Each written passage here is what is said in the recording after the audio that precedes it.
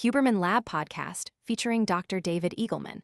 144 minutes nuns with full-blown Alzheimer's disease showed zero cognitive decline while alive because they never stopped challenging their brains. When researchers autopsied their brains after death, the disease was physically there, degenerating the tissue. But these women had built so many new neural pathways through constant social engagement, chores, games, and arguments with their fellow sisters that nobody, not even their doctors, ever noticed anything was wrong. David Eagleman, one of the most celebrated neuroscientists alive, uses this study to make a case that will change how you think about aging, learning, time, and the very nature of dreaming.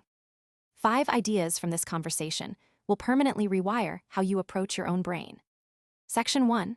Your brain is half-baked on purpose, and that's the whole point. Eagleman opens with a reframe that makes evolution sound like deliberate engineering. Mother Nature's big trick, he says, was figuring out how to drop a creature into the world with a half-baked brain and let the world wire up the rest of it.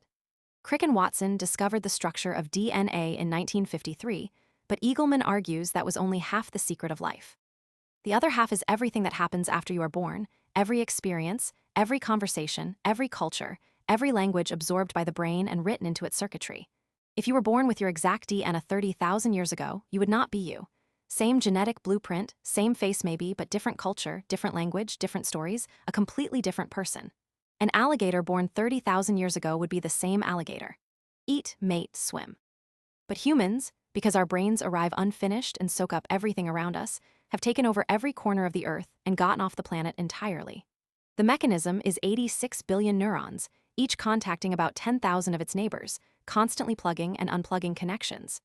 Eagleman describes them as little creatures slithering around in your head, which is simultaneously creepy and accurate. This is not the fixed wiring diagram you see in textbooks. It is a living, moving, constantly reconfiguring network. The cortex, the outer 3 millimeters of wrinkly brain tissue, is what Eagleman calls a one-trick pony. The same 6-layer circuit everywhere, doing the same algorithms, defined entirely by what you plug into it. Visual information makes it visual cortex. Auditory makes it auditory.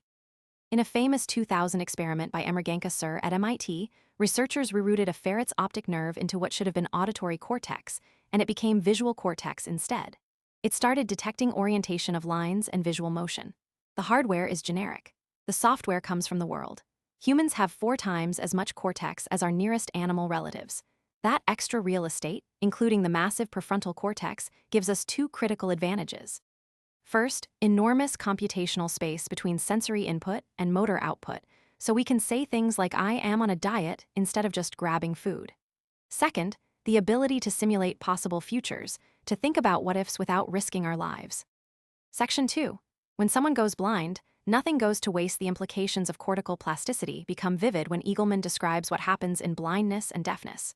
When someone is born blind, the real estate that would have been visual cortex at the back of the head gets completely taken over. It becomes devoted to hearing, touch, and memory. Blind people can discriminate sounds and textures more finely than sighted people because more neural real estate is dedicated to those senses. People who go deaf show the same pattern in reverse. Their auditory cortex gets taken over by other functions.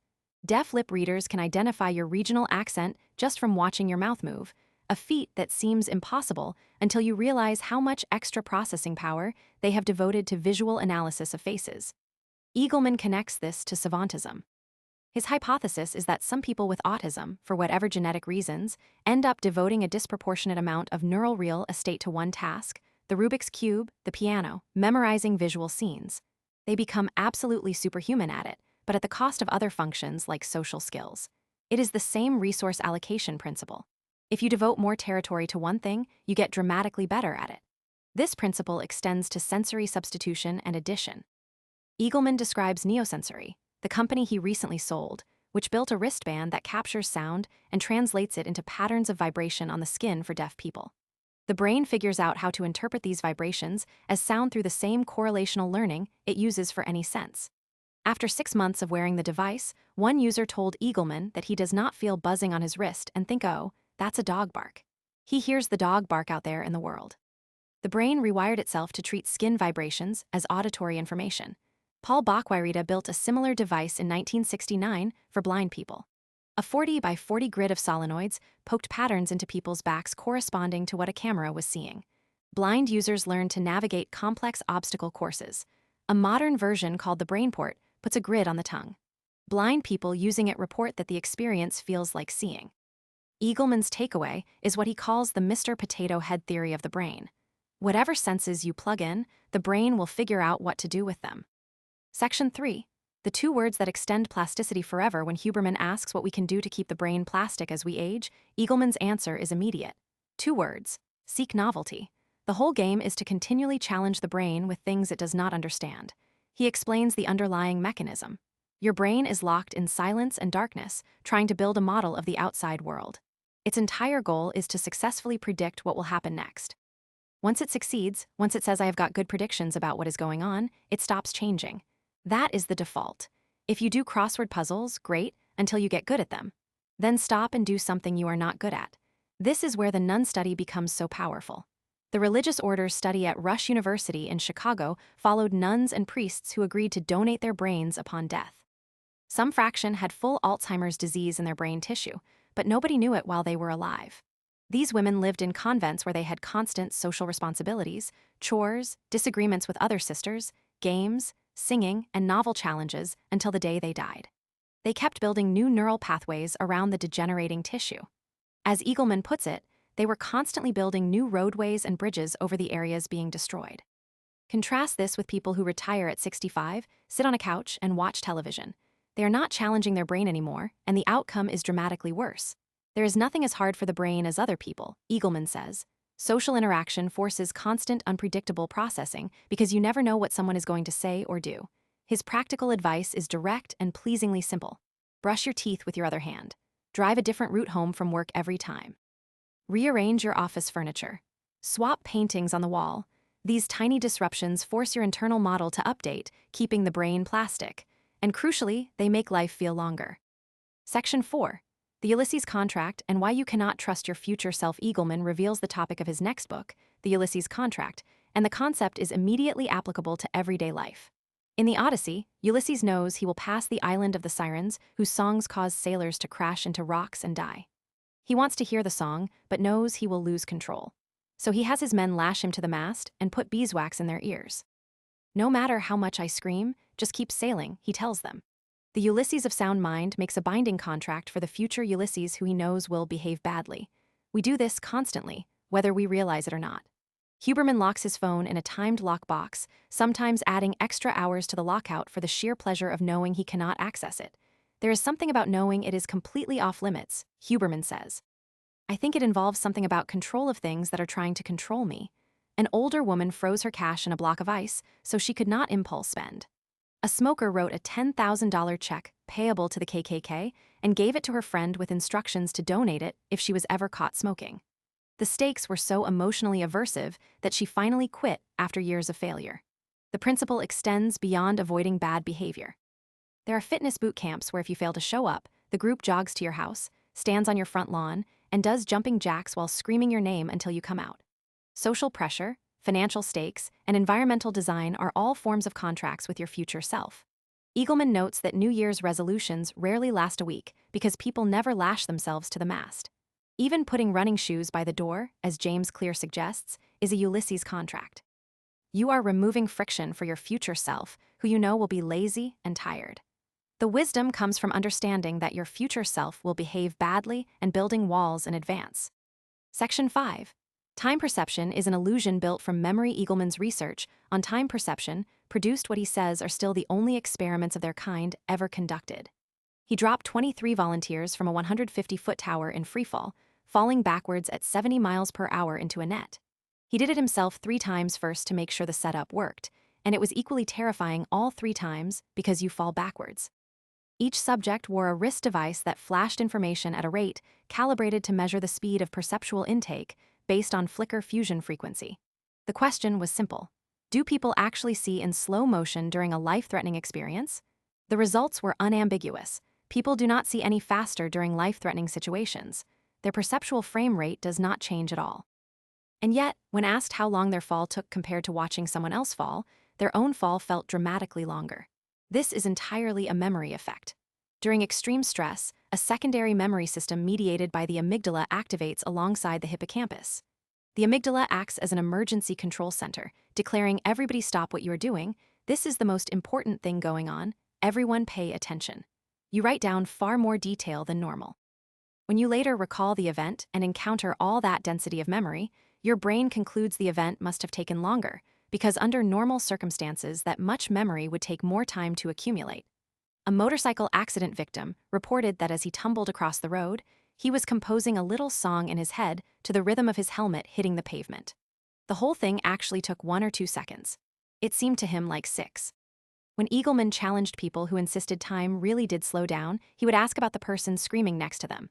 If time were truly in slow motion, the scream would sound like a deep, stretched-out moan. Nobody reported that. This memory equals time framework explains one of life's great mysteries. Childhood summers last forever because everything is novel. First waterfall, first hike, first thunderstorm. By your 40s, you have seen the patterns. A summer passes with barely any new footage to anchor on, but this is partly within your control. A weekend doing something weird and new makes it feel like ages since Friday. A weekend scrolling Instagram vanishes entirely. Section 6. Why dreams exist and what they are really. Defending Eagleman's theory of dreaming, which he developed with his students, is one of the most elegant ideas in the conversation. It starts with a 2013 Harvard experiment where people were blindfolded and placed in a brain scanner. After just 60 to 90 minutes of blindfolding, touch and sound started activating the visual cortex. The takeover was beginning already. This makes sense evolutionarily.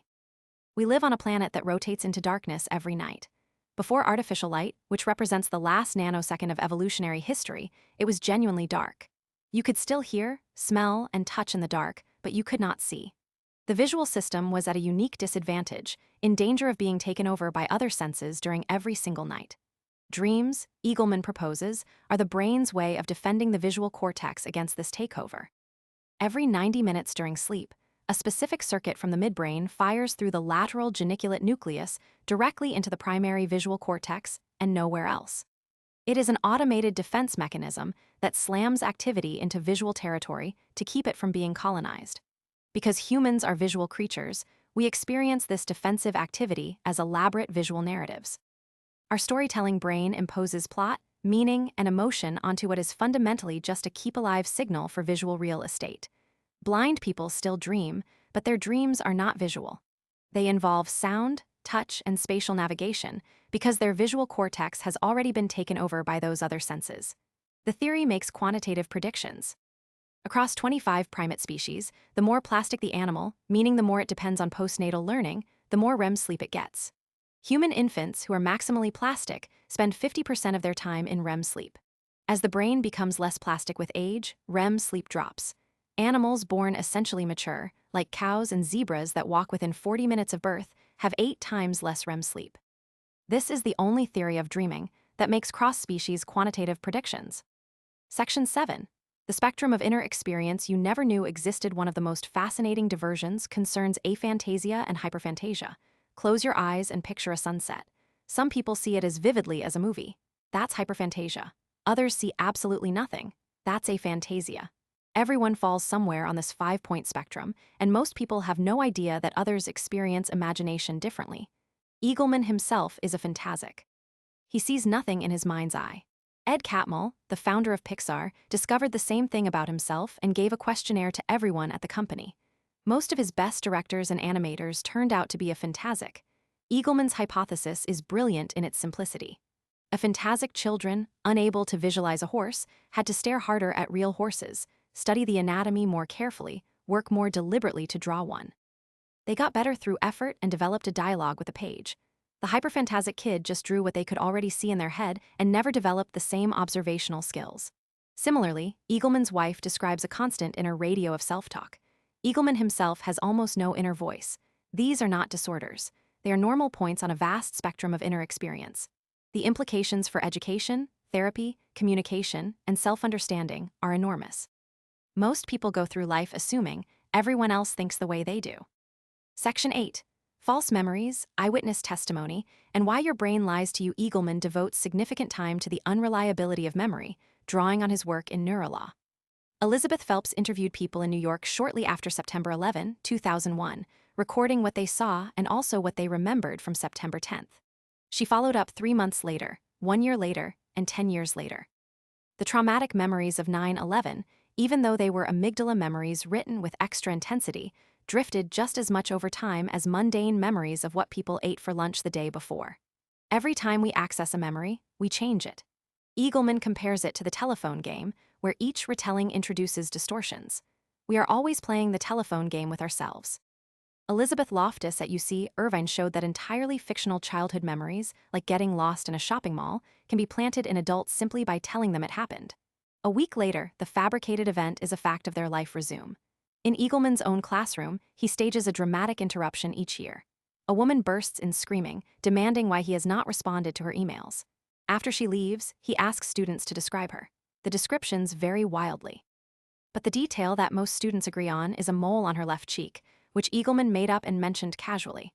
The woman has no mole. He planted the detail and watched it become consensus memory. The legal system has gotten smarter about this over 30 years, separating witnesses immediately, using blind lineups, and educating jurors. But Eagleman notes that jurors remain deeply swayed by eyewitness confidence. A witness who says, "I know, what I saw," carries more weight than any amount of scientific testimony about memory fallibility. Section 9. Polarization, propaganda, and the neural basis of not caring about others. Eagleman's lab conducted an experiment using fMRI brain scanning. Subjects watched 6 hands on a screen. A computer randomly selected one, and that hand was stabbed with a syringe needle. The brain showed an empathic response in what neuroscientists call the pain matrix. But when one-word labels were added to the hands, Christian, Jewish, Muslim, Scientologist, Hindu, and atheist, everything changed. The empathic response was enhanced for in-group hands and diminished for out-group hands. This was true for every group tested, including atheists. In a follow-up, they assigned completely arbitrary labels. Subjects tossed a coin and became either Justinians or Augustinians, meaningless categories with wristbands to remind them. Even with these fabricated identities, subjects showed stronger empathic responses when their arbitrary team members were hurt. Eagleman connects this directly to propaganda. Across every place and time, governments dehumanize enemy groups by calling them animals, viruses, cockroaches, or robots. This turns off the prefrontal networks that care about other humans. In Rwanda, the radio constantly broadcast that Tutsis were cockroaches. Killing a cockroach is not hard. The Hutu militia slaughtered Tutsis at a rate faster than gas chambers. His proposed solution involves what he calls complexification of relationships. The Iroquois Great Peacemaker assigned cross-cutting clan memberships across 5 warring tribes. When someone proposed attacking another tribe, people would say, "Wait, that person is in my Eagle clan." Cross-cutting identities make it harder to dehumanize. Eagleman has patented a social media algorithm based on this principle, designed to surface shared interests across political divides before exposing people to disagreements. Key takeaways: your brain arrives half-built by design, and experience completes the wiring. This is humanity's evolutionary superpower. Seek novelty relentlessly to maintain plasticity. The moment you get good at something, move to something harder. Nuns with Alzheimer's showed no cognitive decline because they never stopped challenging their brains socially and intellectually. Time perception is a memory illusion. Novel experiences create denser memories that make life feel longer. Dreams exist to defend your visual cortex from being taken over by other senses during the darkness of sleep. Your future self will behave badly. Build Ulysses contracts through social pressure, environmental design, and financial stakes. Inner experience varies enormously between people. Some see movies in their mind's eye, others see nothing. Neither is a disorder. All memories are unreliable and drift over time, including traumatic ones. False memories can be planted with a single suggestion. Empathy is neurologically reduced for outgroups, even when group membership is completely arbitrary. Cross-cutting identities may be the best defense against propaganda and polarization.